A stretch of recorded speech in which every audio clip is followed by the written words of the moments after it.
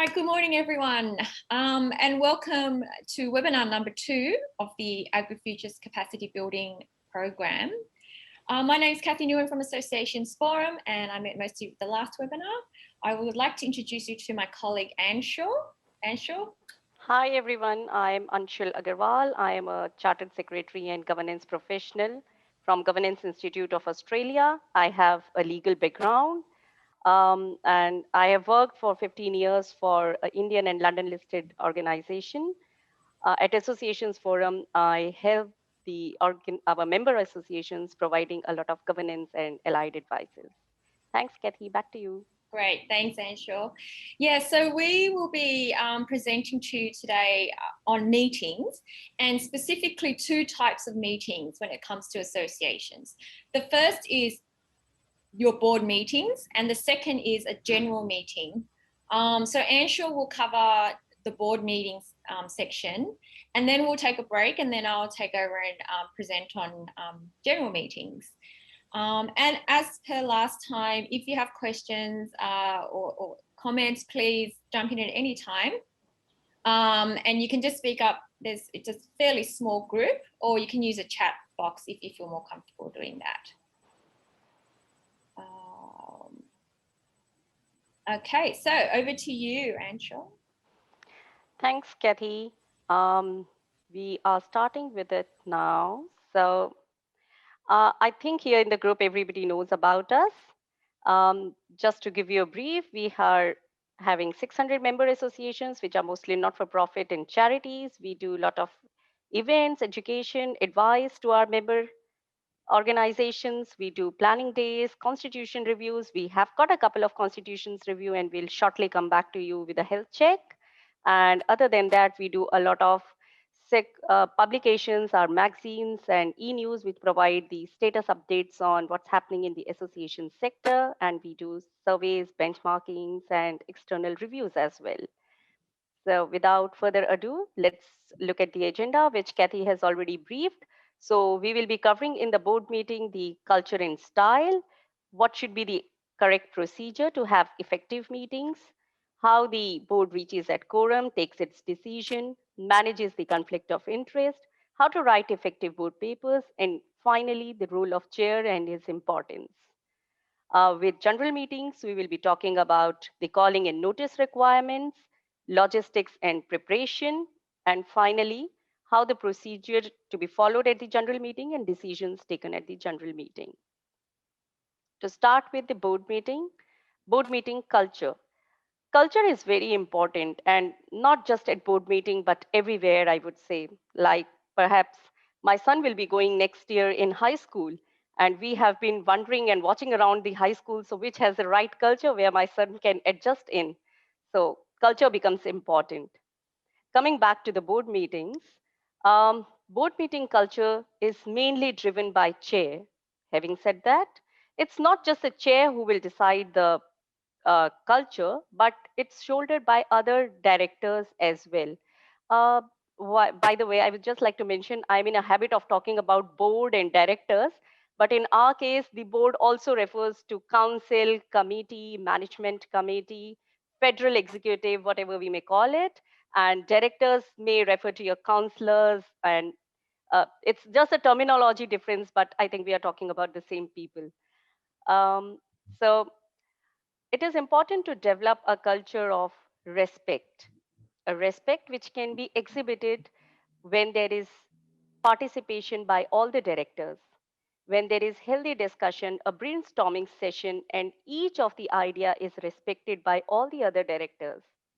The ideas are always not perhaps acceptable, but then there should be an openness to listen to the ideas and to address how the idea is and what can we do about the ideas. There should be a culture of commitment, and this commitment should be given by all the directors, where they come prepared for the meetings, having read all the papers, and they are punctual for the meetings. But at times, we do find that directors do not come after having read all the papers, or they come late and leave early. So that definitely put a question mark.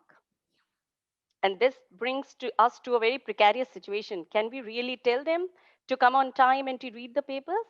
So certain things can help us. So at the start of the meeting, if chair says that, okay, now we are starting the meeting and let's consider all the papers as read. And please let us know if someone has not read. It's not just to point out, but we can explain you what's there in the papers. Then perhaps the director would himself or herself feel that, oh, I haven't read the papers. I should do it next time. Otherwise, I'll be pinpointed. Similarly, meetings should start in time and end in time, irrespective if certain director is getting late or has to leave early. So the meeting time should not change. If somebody is coming late, that can be well recorded in the minutes that the director joined after um, the item number 2 had done. So he was there only for item number 3 to item number 12. Again, it is a tacit way of pinpointing the director that consistently or persistently he or she has been late and which has been recorded in the minutes. And it would automatically rectify the behavior. And there are always few directors on the board who are less vocal than others. So meetings should not get monopolized only by those few of them. And as such, it will be on the chair to take care that the chair taps on those directors who are less vocal so as to hear to their ideas as well and give them opportunity to express their views. It is important that board develops a culture of accessibility in approach. So when we say this, it's a culture of openness where the employees, staff, or even the members have accessibility to board. So if they have any issues or any ideas, anything that they want to bring to the notice of board, there should be some mechanisms or processes, procedures in place that should allow them to reach to the board. So one idea may be to have a whistleblower mechanism where anonymously they can send their matters to the board and board gets acquainted with what's happening outside the boardroom. And last but not the least, there is a scope for continuous improvement even for the board. And that can only happen when board itself gets a constructive feedback on how it has been working. And then board is the highest authority, so it can do its health check itself. So we suggest annually there can be a board evaluation as well as a CEO evaluation. And we at AF provide the required tools to conduct um, these evaluations where the board itself evaluates and knows what it wanted to do and what it has done and what it can do for next year to improve its own governance and performance. Now, to get this wonderful culture at the board, positive culture where everyone is talking and openly discussing, how do we get that culture? So, the first and foremost thing would be, I think, to get the right people on the board. And that can be derived only by your constitution. So, does the constitution provide us enough mechanism to have elected and appointed directors so that we have got some diversified skills on the board? Do we, to get those skills, have we considered having a nomination committee where a due diligence is done before a director is nominated on the board? So these are the questions for considerations, which I think have been discussed in the previous webinar, so we'll not go in detail there. But the next thing would be to have a board governance charter. This charter drives the basis of director behavior. Now, good behavior can mainly be driven if the roles, responsibilities, duties, and obligations of directors are in the written form. So this charter provides all the listed duties and roles of the directors as well as the chair, what kind of delegations the board will be doing to the committees or to the other employees and CEO, how to manage a conflict of interest, and other functions that can be performed. This charter can be reviewed by the board annually or once in 2 years, depending on the needs and requirements, so that the board is again doing a self improvement. At AF, we have this resource and we can provide you after this session. Now that we have a culture, let's proceed to board meetings. Um, If there are any questions on this, I'm happy to have them. Or shall we go ahead? Okay, we'll keep moving. Um, to have effective board meetings, um, the preparation starts before the board meeting. And the first preparation would be to have an agenda drafted for the meeting. Well, we'll go to the agenda later on, but then agenda has to be drafted, circulated to the board in advance to give board enough time to go through the agenda, read through the papers, have their questions marked. This agenda should be sent along with the notice, which provides the details about the logistics, when, where the meeting is going to be held. What will be important is to have a discussion between a chair and CEO at least one day before to discuss the agenda items and to flag the important issues. So in my previous organization, though it was listed, but the context may be different, but the fundamentals remain the same. So the in-house or the internal directors would one day before meet together and run through the all agenda item list and what might be the contentious matters that might be brought by the independent directors in the board meeting. So they will have a run through, they will discuss among themselves and get those ideas and those questions beforehand, which give them time to be prepared, well prepared for the meeting. In the meeting, they would normally compliment each other while discussion. And if there was a question coming up from independent answers, it seemed to be a group that is together discussing and some harmonious discussions would take place. So it might also happen with associations where CEO and chair are on the same page and CEO knows what the chair knows what CEO will be talking about in the meeting. And if CEO is missing on certain points, chair can always complement the CEO and drive the agenda forward. On the meeting day, it is important to check the venue, facilities, and arrangements so that there's nothing amiss.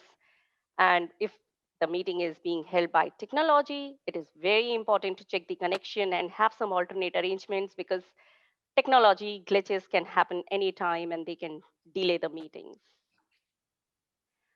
Notice should be as per the constitution. When there is a meeting, by whom, to whom is important because it might happen that other than directors, there might be some internal staff who is attending to brief the board about, say, the preparations on upcoming conference or wants to brief the board about the renewal of membership and what's the plan. And so the notice should go to that person as well. Similarly, one might have external consultants to advise the board on their roles and responsibilities. So they should also be informed about when, how the meeting is taking place. The notice should have agenda, board papers, and these days the agendas can be held, can be sent electronically. Well, I do wonder whether we are sending physically. Is there anyone that sends their agenda physically? No. Yeah, I think it's now dated back that we send physical copies. We all are sending electronically. Now, at the board meeting, so we have got to the D day of the board meeting. So, before beginning a board meeting, it's important to see whether we have quorum because ultimately the fundamental rule is no quorum, no meeting. So, once we establish there is a quorum, then it's important to check whether we have got the chair to chair the meeting or the chair has asked for a leave of absence. Well, this brings me to a point that we should always have a checklist with us, which provides what all things should be checked. And if plan A is not working, what are the alternative arrangements that we should be doing? Well, going ahead, then apologies should be recorded. The conflict of interest of directors, if any, should be noted. And we suggest that it should be a standing agenda item in the board to keep the board reminded of informing to other board members about their interests. And invitees that we talked about should remain in the board only when their matter is discussed. So if there is matter pertaining to conferences, the person who has come to brief the board on the conferences can be in the boardroom for discussing that very matter only. And once that matter has been discussed, that person may leave the boardroom just to maintain the sanctity and confidentiality of the discussions at the board. We spoke about conflict of interest. So what is a conflict of interest? Because as we live in society, we have got lots of interests because we have friends, families, we have day jobs. But what is relevant is, are those interests having a conflict with the responsibilities on the board that I am working currently on? And is that conflict material having some pecuniary relation or a financial relation in context? Then that becomes important and should be informed to the entire board. So the best idea would be to have a policy laid down which provides that conflicts of in case a director has a conflict of interest, what should a director do? And what can happen is there can be a standing agenda item in the board agenda which says at each meeting the director's interests are disclosed, and if there is a change, the directors can inform or let the whole board know about the change in their interests. These changes should be recorded in the minutes so that everything is open and provided for in the minutes, because ultimately minutes are conclusive evidence. If there is some agenda which is discussed and director hasn't previously disclosed his conflict of interest, then it's a duty cast on the director to declare at that very time that I have an interest, and so I should not be sent the agenda papers, and I abstain from attending the proceedings of meeting in that very item. So the director can attend the whole meeting, just director will have to be out of the boardroom when that matter is getting discussed and not to participate at that very time in the discussions. So this is how we can manage conflict of interest. This is very easy. A policy makes our life easy, I would say, because then we know what exactly we are supposed to do. Any questions till this?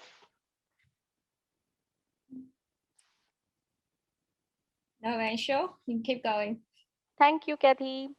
So finally, some few. I was just going to say that seems a fairly strong line to take on conflict of interest, isn't it? It's, you know, to say that they can't have the papers. I wonder if sometimes people might not realise they've got a conflict of interest if they've not seen the papers.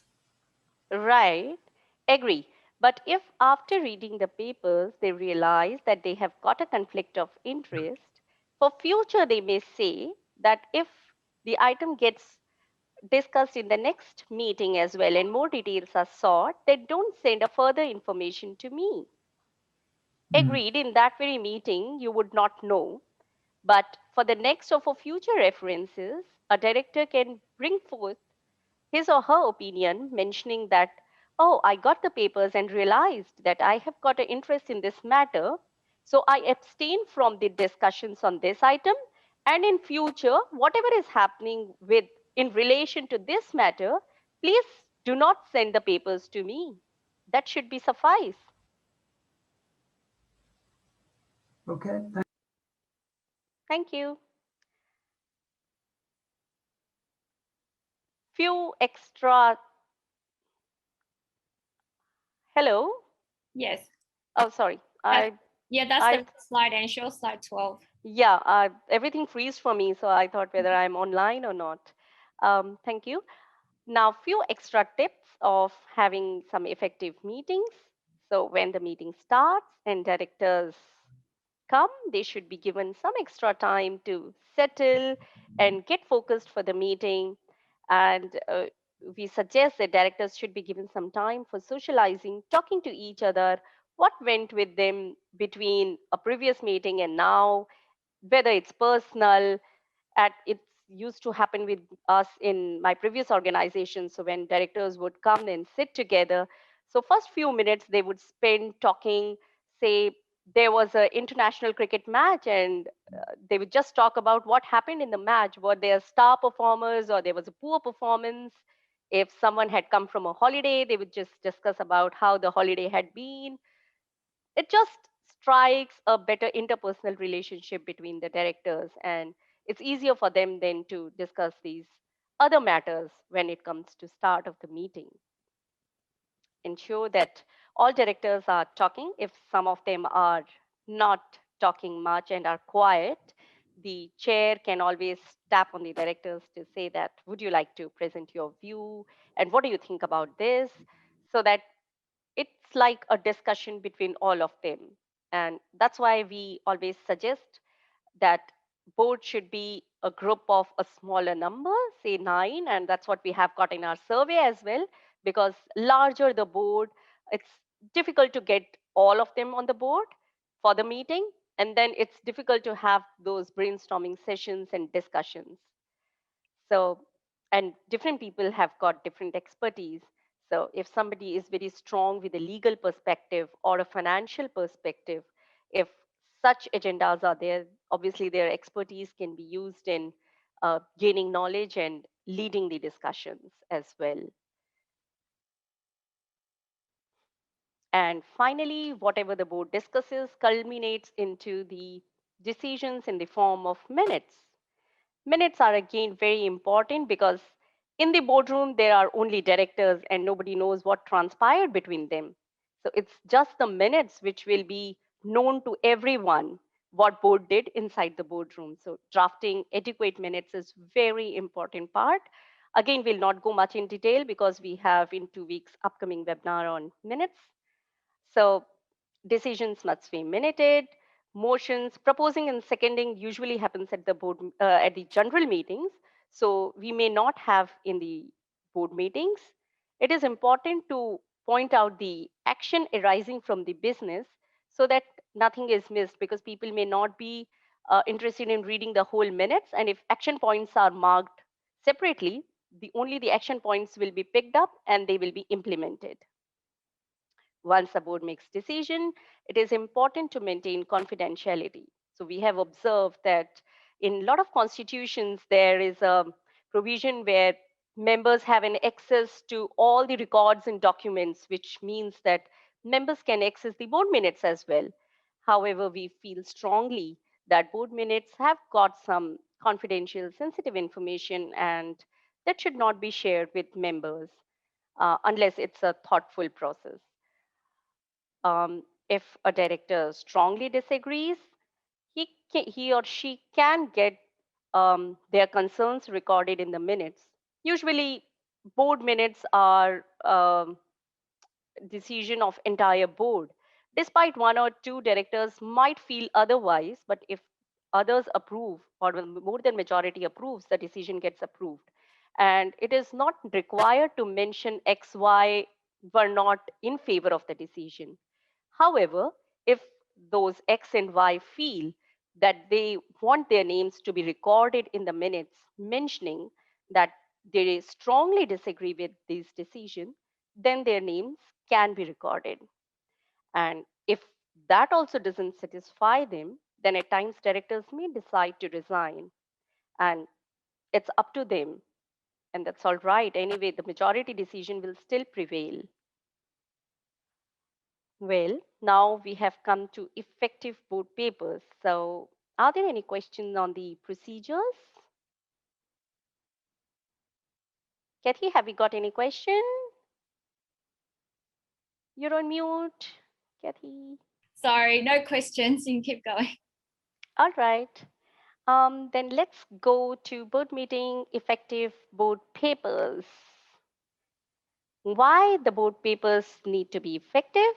Well, because we want board to have focused discussion, follow a structured approach where they should know what they are talking about and what are the pros and cons of taking a decision. This will help in efficient time utilization. And finally, this will lead to effective meetings. So let's come to the moot point. What should be done? Agenda preparation. Agenda are the points what should be discussed at the meeting. That should be decided by chair along with CEO, the secretary, or both, because they would know what is to be sent to the board for approval. So we suggest at the start of the year, uh, the chair, CEO, and the secretary can sit together and establish a timetable based on the strategic plan about when do we want board to approve certain things. There might be requirement of the regular items like review of certain policies, the annual accounts, considering the risks addition, risk registers, or doing succession planning. So these things can be well put in advance. So in May meeting, we are going to discuss A, B, C items. The meeting that is going to happen in November, we will discuss about the succession planning or the conference that will be coming up in December. So at the start of the year, everyone knows what is going to happen throughout the year and when what board would discuss. And then from the previous board meeting, whatever are the action items, they can also find a place in the agenda items so that we have got something which is already existing as per the initial timetable and something, the emerging things that have come up, so that the agenda is complete in all respects. Once we know what items are to be discussed, it is important that we inform the directors what are they supposed to do with those items. So is this item for decision or discussion or information? So a decision will be maybe for an approval for having a conference in Adelaide. A discussion might be for deciding 4 options on we want to renew and we have got how do we get our renewals done, and information, something that is regulatory work health and safety requirements, that we have got a nil report or what is happening on the certain reports of uh, different needs that the organization may feel fit, so that the board knows in advance how much time will be spent on each item and they can decide about going about the meeting accordingly. Now that we have got the list, it is important to start preparing the board agenda, the paper of those items. So we suggest all the agenda items should have a specified format. So once we say specified format, it means they should have similar font types, sizes, the margins, the basic requirements, so that at least directors have a good feel when they are reading through the agenda, because they are all formatted in a similar manner. We suggest use a plain English rather than using some Shakespeare style English, because we don't want directors to each time test their knowledge and go back to the dictionary and check the word meanings. And also do not use many acronyms or jargons which directors may not be aware of. So the drafting should be easy in a way it seems like a story or a narrative. And so they can understand the context, why it is coming to them, what had happened in past, what if we decide this way, what if we decide that way, and then what is the final conclusion and decision. So we suggest that at the head of the paper, it is important to mention the subject, who is the author, and what is expected out of the board. Again, whether it's a decision, recommendation, discussion, or information. And then if it's a decision, what are the minute or what is the resolution that will be approved by the board. So draft resolution should also be provided to the board so as to make them aware that this is going to be finally getting its place in the minutes. We will provide a draft template for agenda, which will have all these things for you to have a look at it and adopt it in your organization as you may deem fit. So it will help in standardizing the agendas for your board as well as committee meetings. And finally, we always say that there should be numbering so that the board knows in advance how big is the agenda.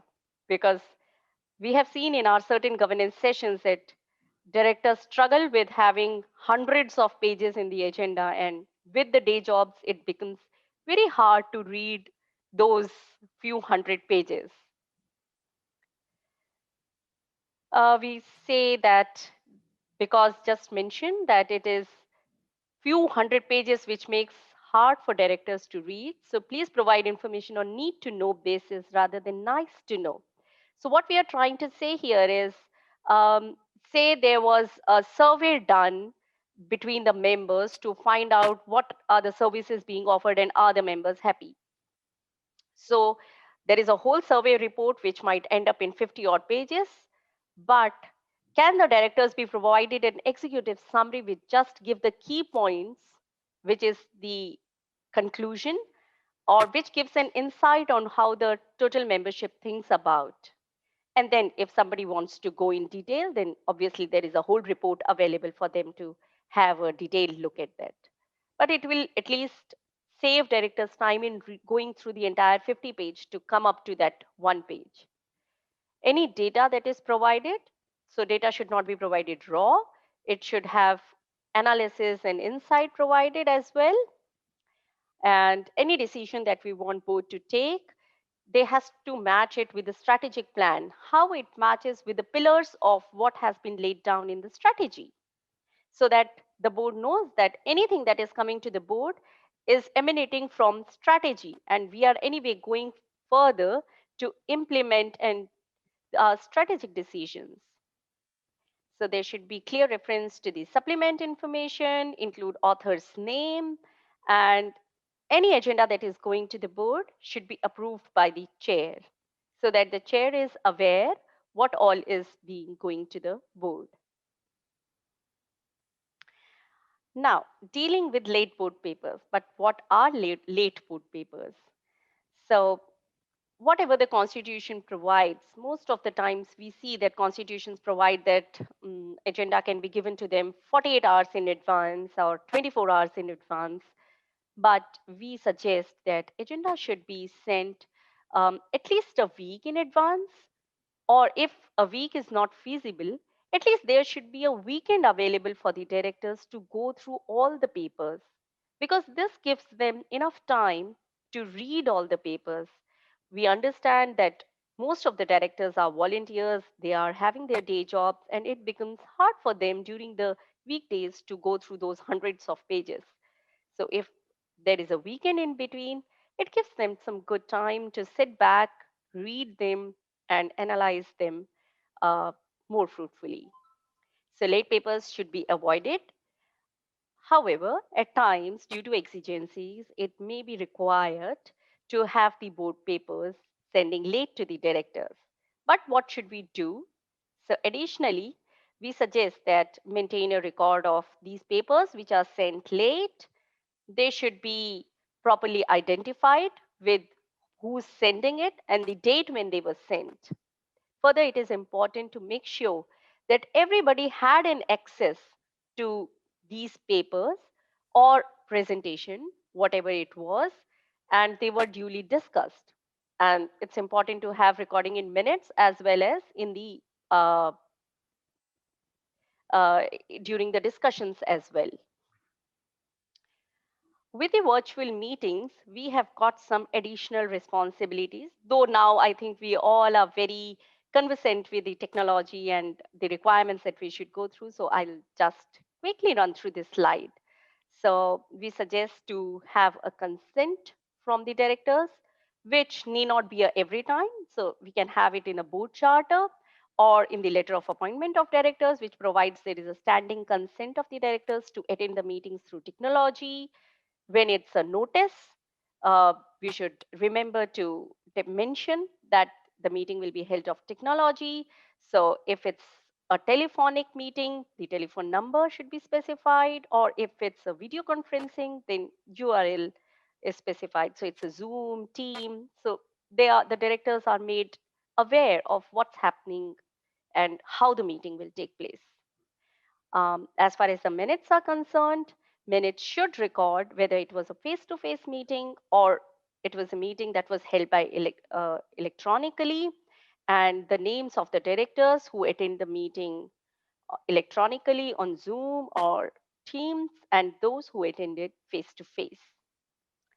And finally, the minutes can be signed electronically, and we recently have got a bill which will be soon get approved that minutes can be signed electronically, and then we may get rid of having those physical minutes.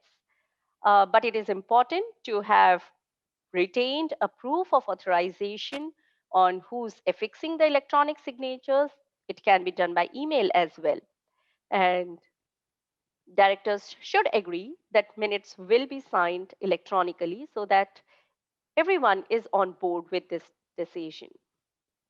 And as I said, that for the minutes thing, we'll talk about it in detail in our upcoming session. Any questions?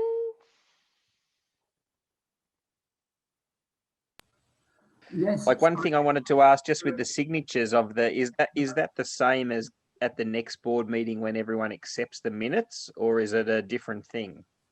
Regarding signatures, it is provided in the Corporations Act that minutes should be recorded and they should be put in the minutes book within 1 month time.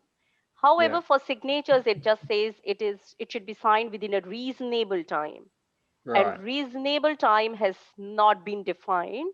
So yes, we suggest that and it can be signed by chairman of this meeting or the chairman of the next meeting.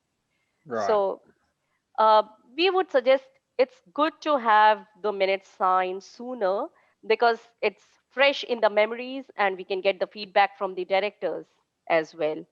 The longer the minutes keep pending, people might forget what was discussed. Okay. Surely the important thing is to agree those minutes at the next meeting rather than the signing. That the minutes are agreed by the board or whatever committee it is at the next meeting. It might happen, Reg, that the board meets quarterly, and in that case, a meeting will be held only after 3 months. So the question will be, do we want to keep the minutes signing for 3 months?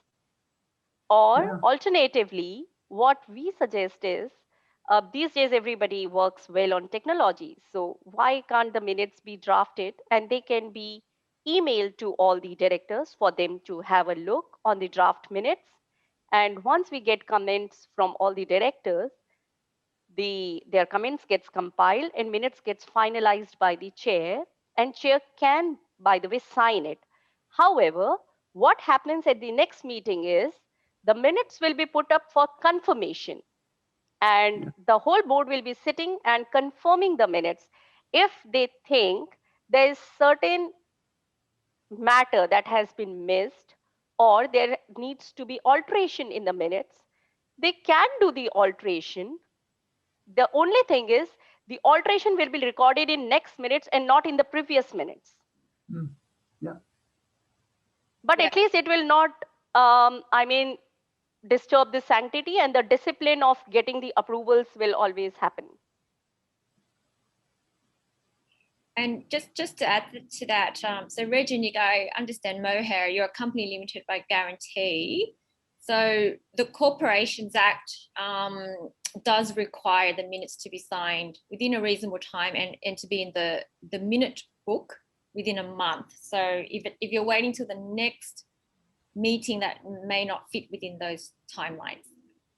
I'm amazed this hasn't changed with the development of the electronic systems, actually. Okay. It's all done now on the computer. There's no, surely you're not suggesting that you handwrite minutes into a minute book? No. And sure.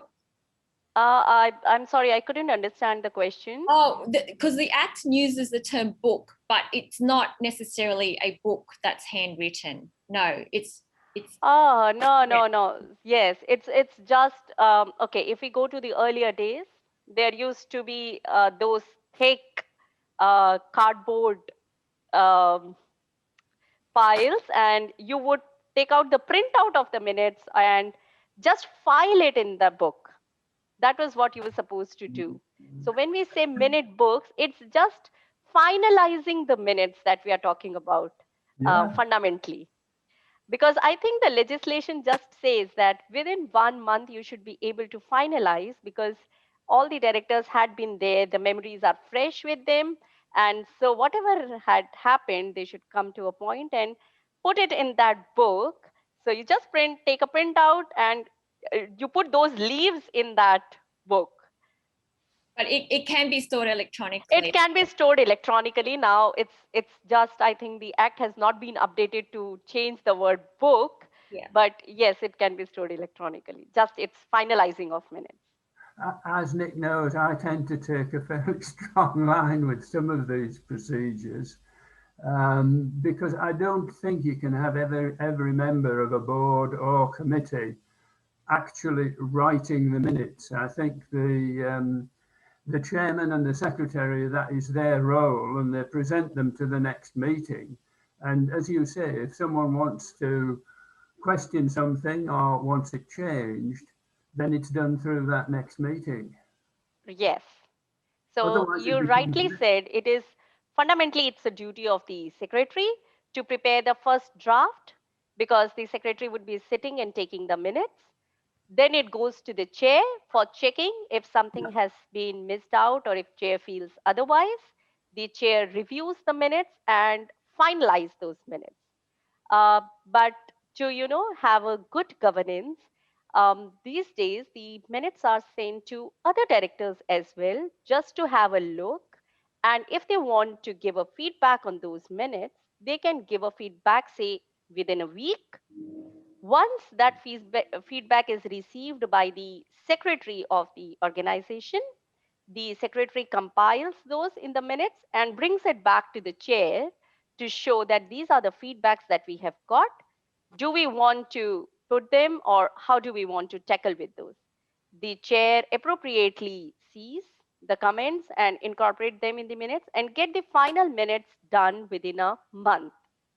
Now the chair can sign, or maybe put it up for signing it later. However, they will in any way, whether they are signed or not signed, they will be put up in the next meeting for the confirmation by the board. So anyway, there will be an opportunity in the next meeting for the directors to discuss those minutes. And if they have those points and they want to change the minutes, they cannot go back and change those minutes, but they can obviously record in this meeting's minutes that item number 8, we want to change this line to this line. So they will be the part of next meeting, but definitely they can address the minutes of last meeting. Yeah. And also I'll just mention in the next webinar, we will talk through the timeline or the process of minutes. Yeah. No, there's some new things in it for me, so I'm listening carefully. Great, thanks, Rich. Okay, back to you, Anshul. Thank you. So finally, we come to role of chair for the board meetings. Role of chair hasn't been provided in any legislation, either it's a state legislation or it's Corporations Act. However, in the recent times, the role of chair has become very important, because we have had few cases, and the courts did feel important that chair plays an important role, and as such, the duties cast on chair are more than other directors. So because of this, it is important to find out who a chair should be. Because of the importance of the role, chair should be tactful, diplomatic, and sensitive, because he or she has to reconcile the opposing views. A chair should have strength and clarity of purpose and should be able to lead the whole board. A chair should practice teaming and not team building. Now, this teaming and team building have been picked up from the recent the words that have been found by Harvard professors. So they say teaming is actually teamwork on fly, because the board, in the board, the directors are elected and they are from diversified areas. They come together for a common purpose, but there is no time for team building. So they just have to come together and start working and delivering the results. So there should be a teaming and not team building. We can't have that time for the board to come together and build up as a team. So they have to be productive on the day one, and it will be the chair who can make sure that everyone feels comfortable talking with each one and their ideas are respected. And that's why a chair needs to be impartial. Now, the question is, in that case, a right chair can be appointed by a board or by members.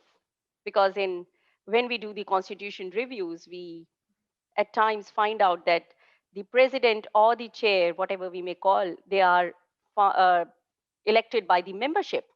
And we always question that, is the membership able enough to find out these all qualities will be there in that person or not? Rather, we feel because board is a small group of people, they should be able to identify between us. This person would have all these qualities and would be able to lead us well. So let's have this person as the chair. So please have a look at your constitutions. And if the members are deciding who is going to be the president and chair, then definitely it needs a reconsideration. So role of the chair is twofold: inside the boardroom and outside the boardroom. Inside the boardroom, we did discuss that the chair presides over the board, manages the conflict between the directors, ensures that there is participation from all the members, motivate the members to talk, and ensures the time is managed effectively. The chair acts as a link between the board and the management, because the chair has to make sure there is efficient working relationship with the CEO. Why that link is needed?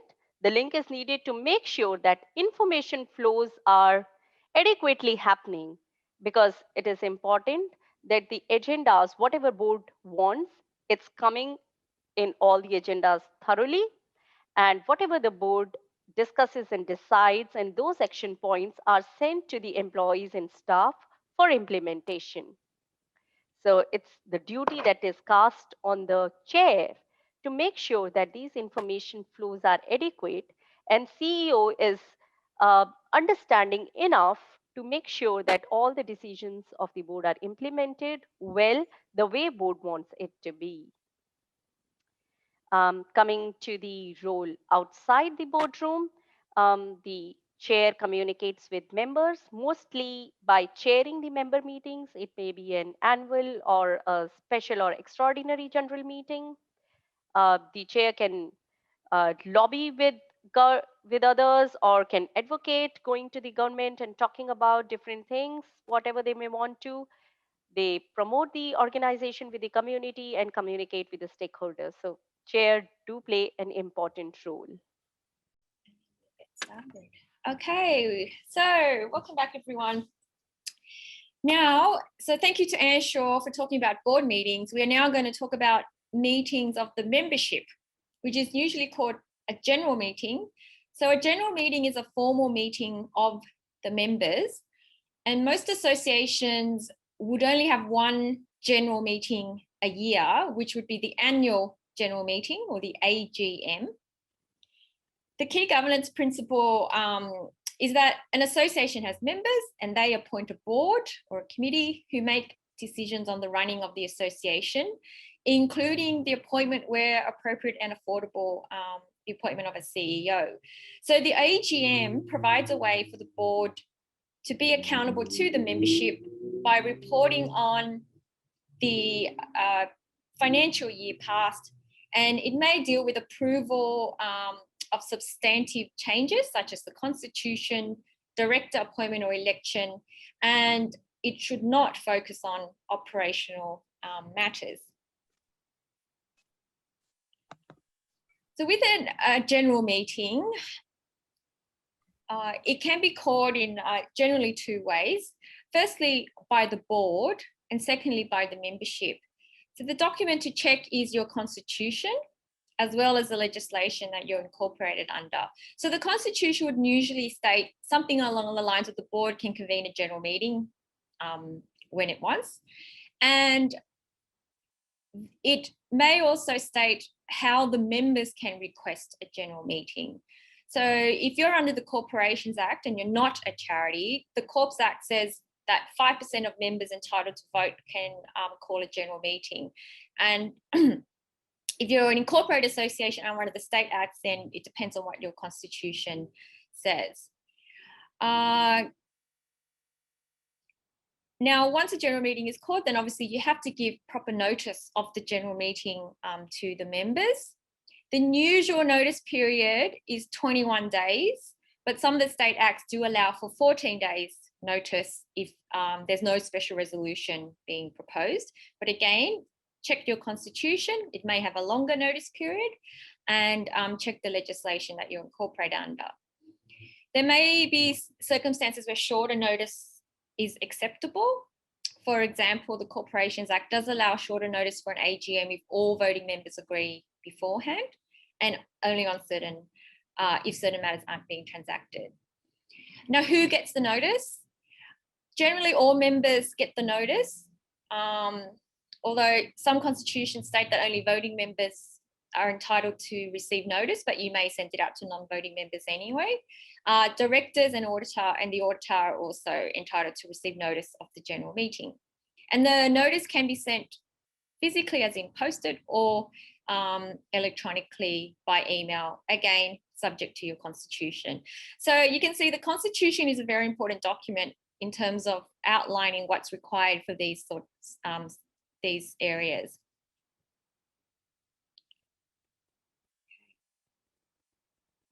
Now, what's actually in the notice of a general meeting? So it has to state, obviously, the place, date, and time of the meeting. Now, the Corporations Act says the meeting has to be held at a reasonable place and time. I don't believe the state acts state that, but I think this is expected. And when we look at the Australian Computer Society, they were actually an incorporated association under ACT, and the term reasonableness is mentioned a lot. Now, if held by technology, the technology to be used, obviously the business and the agenda of the meeting. If there is special business, and what we mean by that is, for example, if you're proposing a special resolution to amend the constitution, then there should be explanatory notes on what the changes are and what they mean, etc. The notice will also include guidelines about the procedures for voting, and that would usually just replicate sections in your constitution. So, for example, as per rule blah, members entitled to vote may do so in the following way. And if your constitution allows for appointment of proxies, then the notice should include the proxy form, and the proxy form should be customized to the agenda items on the notice of meeting.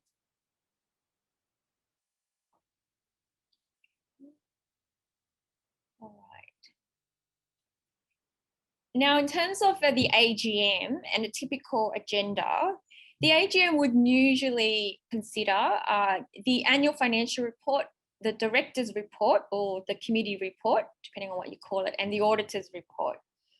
It may also consider the election or announcement of directors, and if applicable, the appointment of the auditor, and other matters as required by the Constitution. For example, your Constitution might state that the members get to set the membership fees at the AGM, or that they need to confirm the minutes of the previous AGM. And the AGM may also conduct other business, for example, consideration of a special resolution.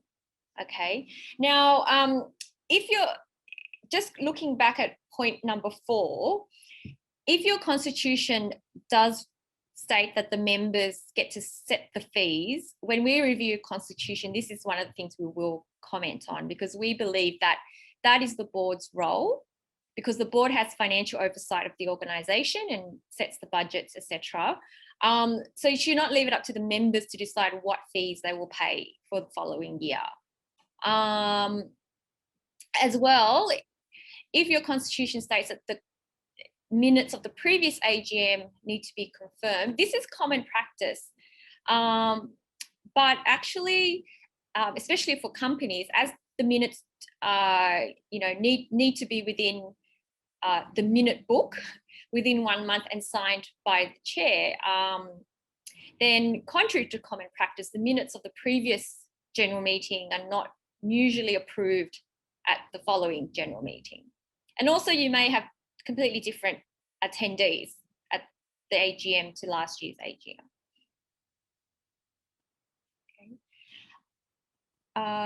And 2.1, again, it's common practice for these reports to be, I guess, voted on by the members, but actually they only need to be noted as being received, and they do not have to be formally adopted.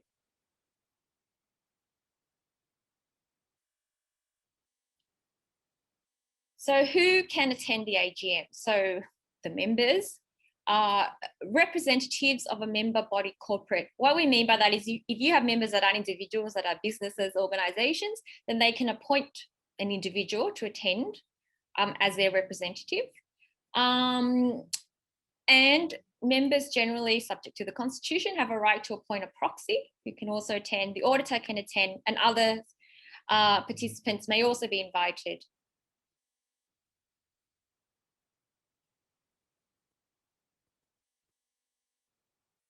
We'll look now at the logistics and the preparation of a general meeting. Okay.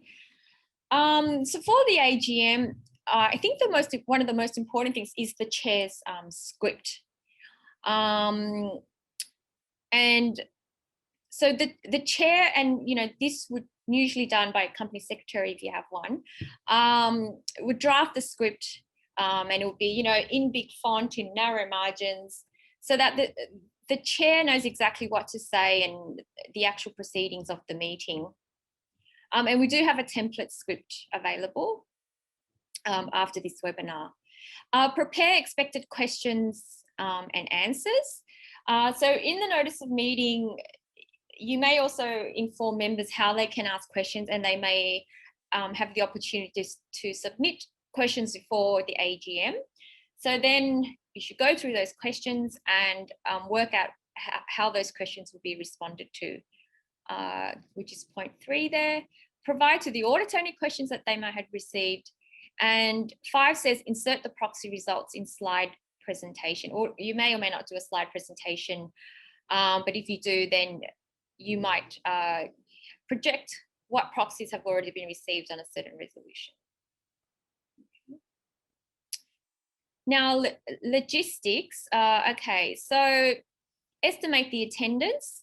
Now, this is for face-to-face meetings. So in a pre-COVID world, it was quite common for associations to hold their AGMs in conjunction with, the annual conference or some sort of member event in order to get the members to participate. And so estimate attendance. And again, when you send out the notice, you might ask members to register or, RSVP, so you have an idea of who's going to be there. Check the venue and facilities equipment, similar to what Andrew said about board meetings. And then AGM venue setup. So I guess you just got to treat it like you're organising any event. It's helpful to have reference material. So for example, copies of the Constitution and legislation, last meeting's minutes in case someone asks, and a register of members or access to the register of members. So you can actually verify members. And catering, probably a minor point, assess when best to provide refreshments. Now, because of COVID, I think most associations had to hold either online or hybrid virtual AGMs.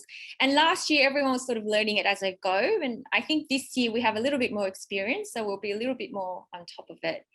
But again, whether you can hold a virtual AGM, check your constitution and also check your regulator websites.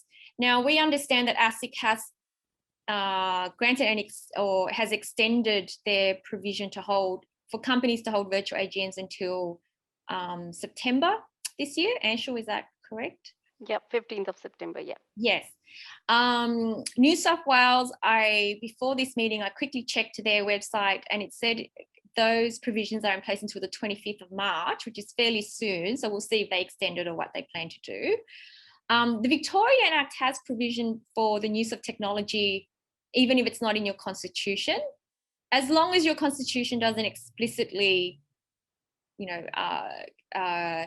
prohibit you from holding an AGM using technology. Queensland updated their act, so they also have provision for technology regardless of the rules. And WA checked your constitution.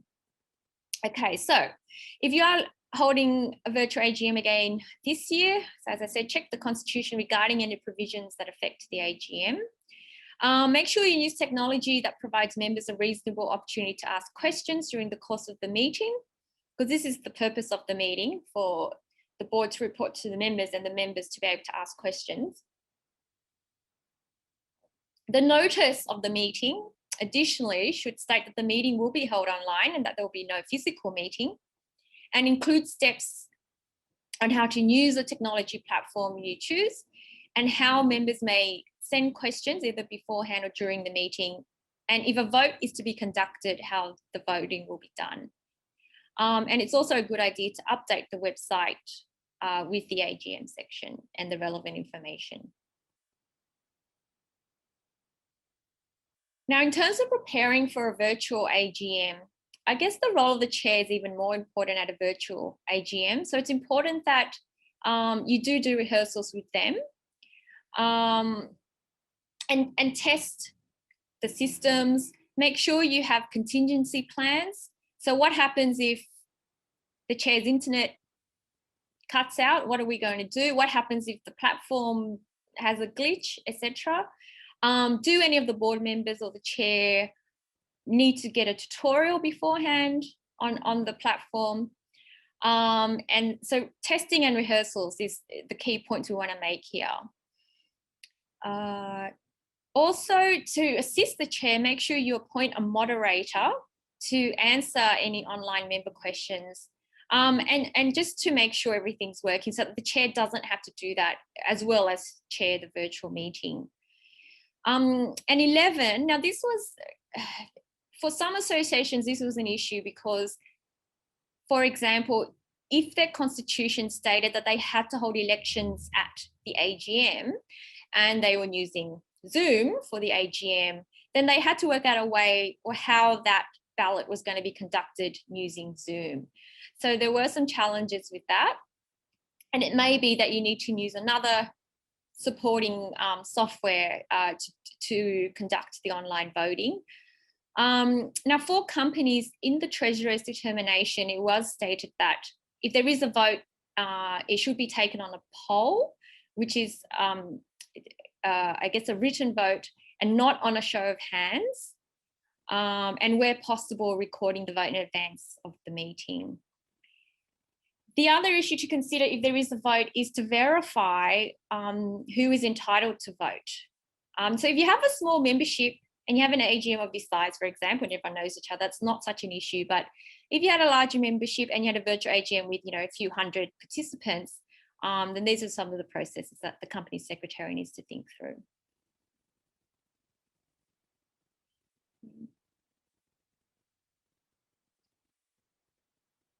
Procedures and decisions at the general meeting. So generally, decisions are made at a general meeting by the members passing either an ordinary resolution, which is majority of the votes cast, or, for example, if they're amending the constitution, then usually that would require a special resolution, which would usually mean a 75% of the votes cast in favour. But again, check your constitution for these definitions and the voting process. Now, most constitutions would say something like, at a general meeting, the decisions will be made on a show of hands unless a poll is called for or demanded. And a show of hands is that, like you put up your hand, but on a virtual meeting, a show of hands might be on the voices, or if you can see everyone on a screen like this, you might just ask them to put their hands up. And then if a poll is called, so the chair has the right to call a poll, or depending on what your constitution says, it might say, you know, or 3 members can demand a poll. And you might call a poll, for example, if your constitution says on a show of hands, you don't include the proxy votes, but including the proxy votes will impact on the result of the vote. So that's when you might call a poll. Or if on a show of hands, it's very close, so it's a contentious vote, you might then call a poll. If you do call a poll in advance of the meeting, you have to work out how that will be done. Now, direct voting is something that applies to companies limited by guarantee. And it says that if the constitution allows, members may send in their vote before the meeting without having to attend and without having to send a proxy. And that vote might be sent by email or by post or whatever. So again, I guess the theme of today's webinar is that the chair of the meeting is important for a successful meeting. And we'll talk a little bit more about that. So in terms of who chairs a general meeting, this will be stated in your constitution. And the common practice is for the president, or you might call it a chair, to chair the general meeting. And then there's usually an order of precedence. So if the chair is not available, is unwilling to act, then the vice president might chair. And if the vice president doesn't want to do it or can't do it, then the directors might choose amongst themselves. And if not, then the members will elect someone at the meeting to chair the meeting. Okay. So the chair's role, similar to the chair of a board meeting, is to preside over the general meeting and to regulate the procedures, to work with the CEO and company secretary to confirm the agenda. And the chair is required to sign the minutes within a reasonable time. Okay, so the chair needs to ensure that the meeting is properly convened and a quorum is present. So that's one of the first things the chair would do at a meeting, to declare that you have reached quorum. Preserve the order of the meeting, regulate the discussions, and 4 and 5, very important, allow reasonable opportunity for members to ask questions. Control the voting process. Chair also has the power to adjourn the meeting if necessary. So I've been to meetings where, for example, the constitution did state that the election of directors was held at the AGM, so the chair might adjourn just so that the scrutineers can count the votes and then reconvene the meeting to announce the results. And then the chair needs to declare the meeting open and closed, and this would all be recorded in the minutes. All right, so some tips for the AGM. Now, if your constitution does state that you hold an election process at the AGM, consider whether it be administratively easier to conduct the election process well before an AGM and declare the results at the AGM. Use direct voting if this is provided for in the legislation and your constitution. Have the script ready for the chair. Now, directed proxies are where the member fills out the proxy form and actually states how they want their proxy to vote. So encourage that. Only have formal and substantive business at the AGM. So members generally cannot propose resolutions relating to the management of the association unless provided for in the constitution. And in the last webinar, we mentioned that members have ultimate reserve power and that they can change the constitution. They can elect directors or remove directors. They can change the name of the association, but that's about it. And so because of that, don't have general business as part of the AGM. So it's common to see on the AGM agenda, the last item is general business. So we suggest you close the AGM and then you might open an informal members forum where members can discuss questions, etc. And the reason why no business should be proposed at the AGM is because, well, first of all, no one's got notice, and then the other members haven't had notice of it. And so that's why we don't like the general business items on the notice of the AGM. Okay. Now, like any event, make sure you have a debrief afterwards, just to look at, what did any issues arise? How did it go? What can we do better for next time? And assess the meeting venue if you're holding face-to-face meetings.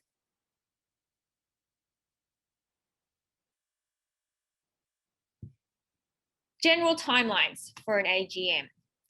So associations must hold an AGM once in every calendar year, usually within either 5 months or 6 months, depending on the act and depending on your constitution of the end of the financial year. You need to send out the notice, 14 days or 21 days. There's usually a deadline for the lodgement of proxy forms, and generally that's 48 hours, but again, check your constitution. Lodgement with ASIC or your state regulator of a copy of any special resolution adopting, modifying, repealing its constitution. Again, check the regulator websites for that. Minutes of AGM in the minute book within 1 month or as prescribed in the constitution, the signing of the minutes, and for companies limited by guarantee, if you have a change in directors, you need to let ASIC know within 28 days. Okay. So these are the resources we will have available.